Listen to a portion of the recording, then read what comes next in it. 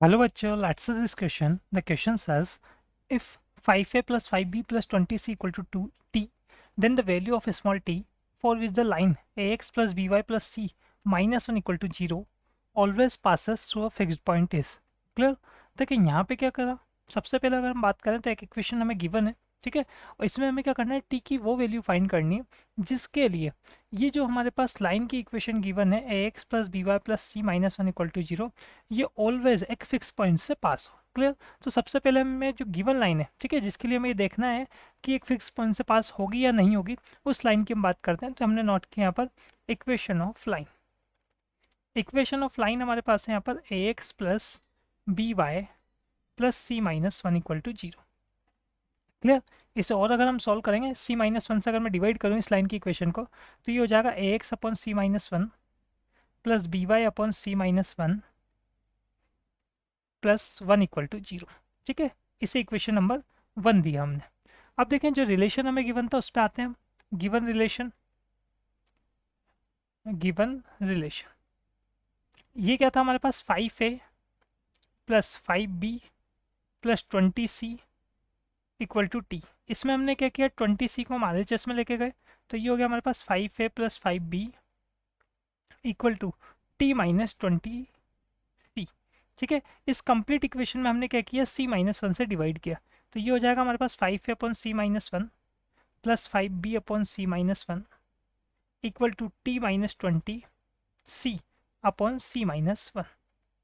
ठीक है, अब देखिए ये जो इक्वेशन अगर हमारे पास आ रही है, यहाँ अगर टी की वैल्यू 20 हो जाए, ठीक है, तो उस केस में हमारे पास न्यूमरेटर में क्या होगा, सी माइनस 1 बन सकता है, और सी माइनस 1 डिनोमिनेटर के सी माइनस 1 के साथ कैंसिल हो सकता है। क्लियर? तो अगर हम बात करें यहाँ पर if t equal to 20, if t equal to 20, then 5a upon c minus 1 plus 5b upon c minus 1 equal to 20 हमारे पास आ रहा, तो हमने क्या किया, यहाँ पर -20 कॉमन ले लिया। टी को अगर हम 20 पुट करेंगे तो हमने न्यूमरेटर में से -20 कॉमन ले लिया, तो न्यूमरेटर में हमारे पास रहा सी माइनस 1 और डिनोमिनेटर में भी रहा सी माइनस 1। सी माइनस 1 से सी माइनस 1 कैंसिल हो गया आधे चेस में, तो ये आ जाएगा हमारे पास यहाँ पर 5a upon c minus 1 plus 5b upon c minus 1 equal to -20। ठीक है, यहाँ सेकेंड टर्म जो है LHS में ये चल रहा है 5b। अब देखो यहाँ से क्या हो जाएगा, हमारे पास 5 कॉमन आके कैंसिल हो जाएगा, तो इक्वेशन हो जाएगी हमारे पास कैसी है, ये इक्वेशन हो जाएगी हमारे पास सिंपल यहाँ पे a upon c minus 1 plus b upon c minus 1। Clear?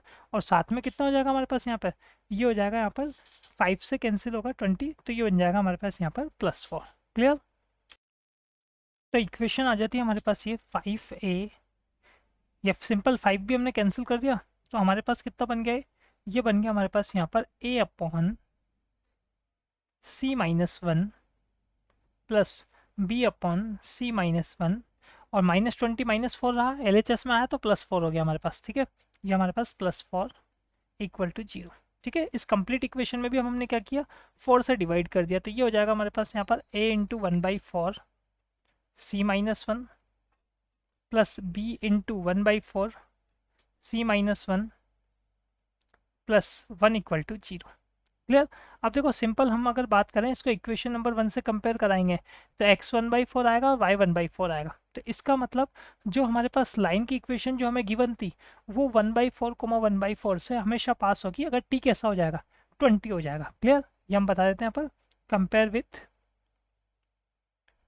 1, तो कंपेयर विथ 1 x आ जाएगा हमारे पास 1/4 और y आ जाएगा हमारे पास 1/4, तो ये वो फिक्स पॉइंट है जहाँ से लाइन ऑलवेज पास होगी given line.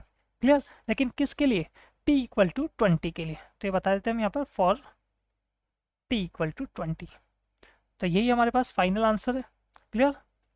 Hope you understood it well, best of luck.